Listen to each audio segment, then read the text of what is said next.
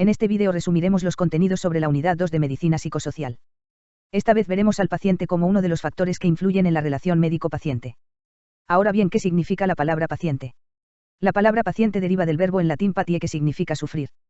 Tanto en el sentido de sentir dolor, como en el sentido de la tolerancia. Por lo que la palabra paciente tiene dos usos. Una como un sustantivo, que hace referencia a una persona que sufre. Y otro como un adjetivo, que hace referencia a dar con paciencia, es decir, sufrir desgracias sin que esto perturbe el ánimo, aludiendo a la pasividad a la que se ve reducida la persona que lo espera todo del equipo de salud, a quienes les ha depositado toda su confianza.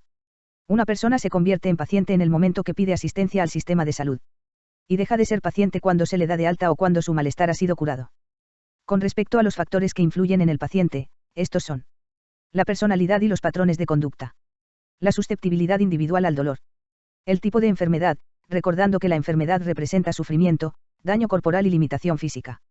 Los preconceptos que se tengan sobre la enfermedad, que alteran la capacidad de escucha del paciente. Por ejemplo, existe el preconcepto de que el cáncer no se cura, cuando la realidad es que hay tipos de cánceres que tienen tratamientos exitosos. Experiencias previas que haya tenido con otras enfermedades y con instituciones de salud. La repercusión que tenga la enfermedad en la vida cotidiana. El grado de invalidez. El grado de dependencia física que puede generarle la enfermedad. Y su cultura y nivel educativo y económico. Ahora bien, ¿qué es un patrón de comportamiento? Es la predisposición de una persona a tener ciertas conductas para afrontar situaciones. Es decir, es la predisposición de una persona de actuar de determinada forma ante las situaciones cotidianas. Y tenemos tres tipos de patrones de comportamiento, el A, B y C.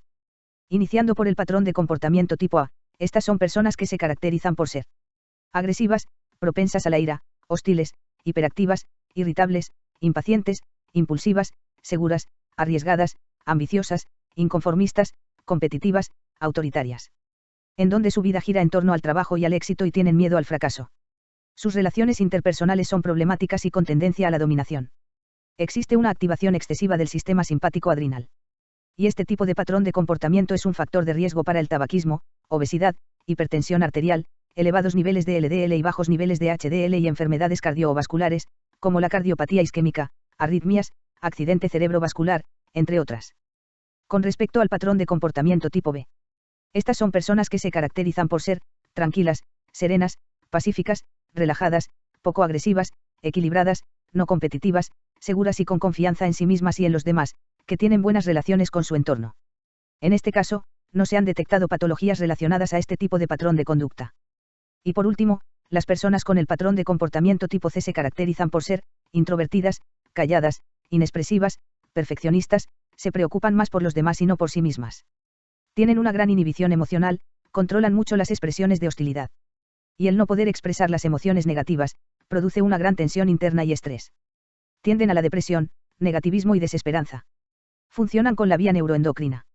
Este tipo de patrón de comportamiento tiene predisposición a la inmunodepresión, infecciones, alergias, reumas, alteraciones dermatológicas, cáncer.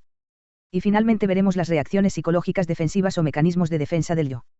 Son un conjunto de conductas regresivas e infantiles que aparecen a causa de la enfermedad, tales como la dependencia a la hora de alimentarse o en los cuidados corporales.